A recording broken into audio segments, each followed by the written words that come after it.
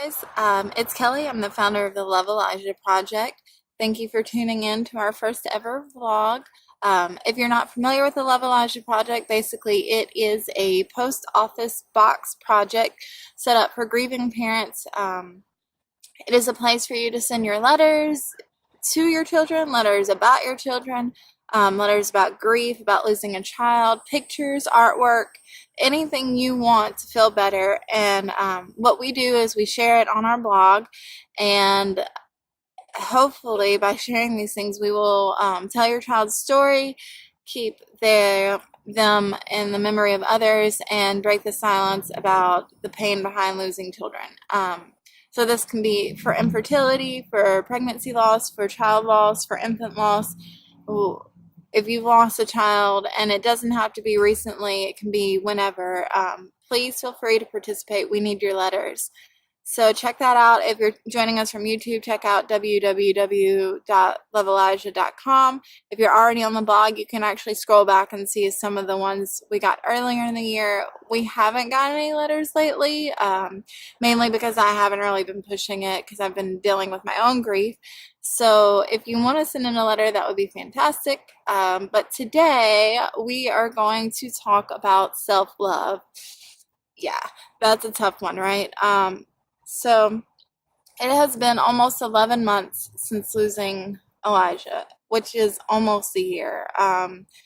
And it has been really hard to give myself any credit. And I have tried so hard to do everything I can in the world to change things for Elijah, and to be kind for Elijah, and to write these blogs for Elijah, and to do everything I can for Elijah because I love him and miss him so much. But what I was failing to see is that I wasn't moving forward. And the reason I wasn't moving forward is because I was doing nothing for me. And that sounds really selfish just saying it, but I needed to accept that I needed to take care of myself in order to do more things for Elijah, if that makes sense.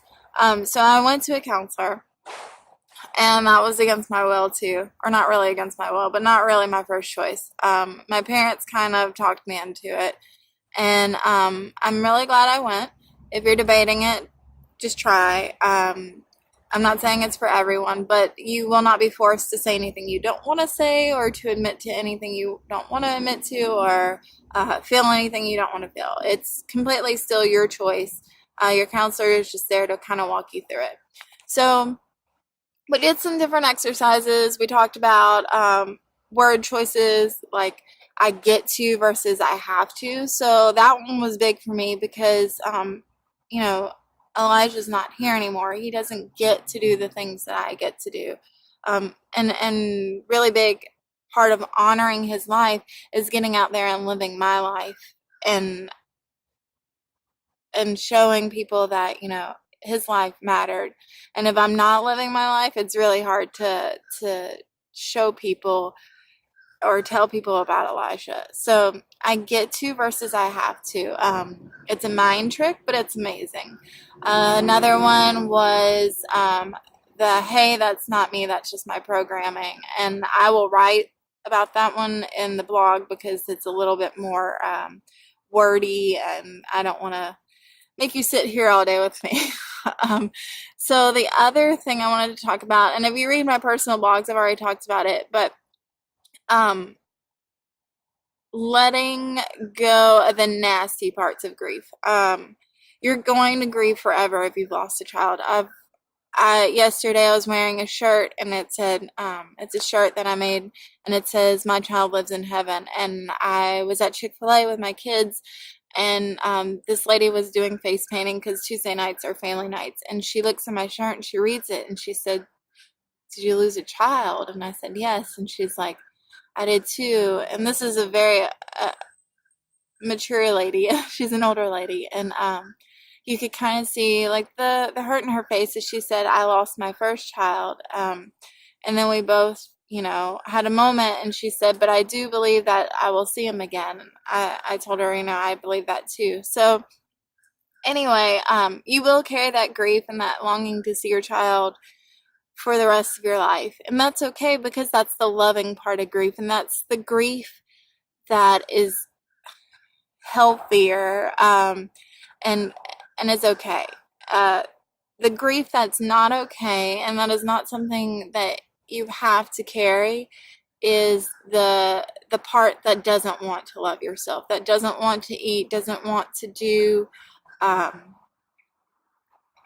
pampering or whatever you need to get through your day, self-care, sorry. And I struggled with that for a long time. Like I said, I didn't think that I was important, and I felt like carrying the rage and the anger and the not the sadness, because the sadness is okay, I think, but like the nasty things, like the rage and anger, I felt like I had to hold on to that, to hold on to Elijah. And it took going to this counselor and inviting God into our conversation, and doing some amazing things, which I'll also write about in the blog, because that's really wordy too. But it took going to this counselor and inviting God into the conversation to show me that to be Elijah's mom, I don't have to carry that grief. I don't have to carry the nasty side of grief. I can let go and let God take it. And once he took it,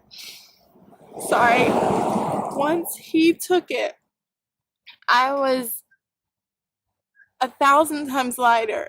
And my counselor said, now you can just be Elijah's mom. And I'm sorry, it's very emotional, but that's all I wanted to be. So that was all I ever wanted to be, was just Elijah's mom. And that's what I am. I'm Elijah's mom, and I don't have to carry the rage and the anger to be that, and neither do you. So anyway, I want you to get out there, and I want you to love yourself, because it's important to love yourself. And it sounds so cheesy and so cliche, and I sound silly just saying it in my head.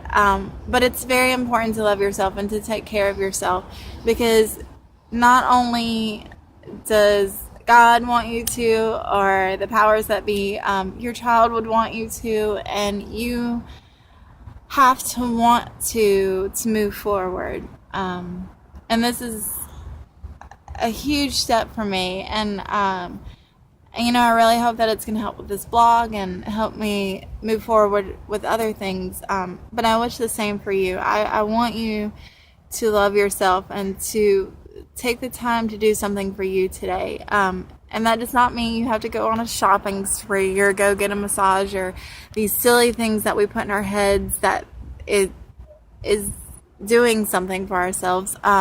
They can be little things. It could be going outside and taking a break from reality and going on a walk. It could be writing in a gratitude journal and just saying, you know what, today I'm going to find the good things that happen, and I'm going to write them down, and that's what I'm going to focus on. It could be choosing I get to over I have to, and it can be just choosing to be happy.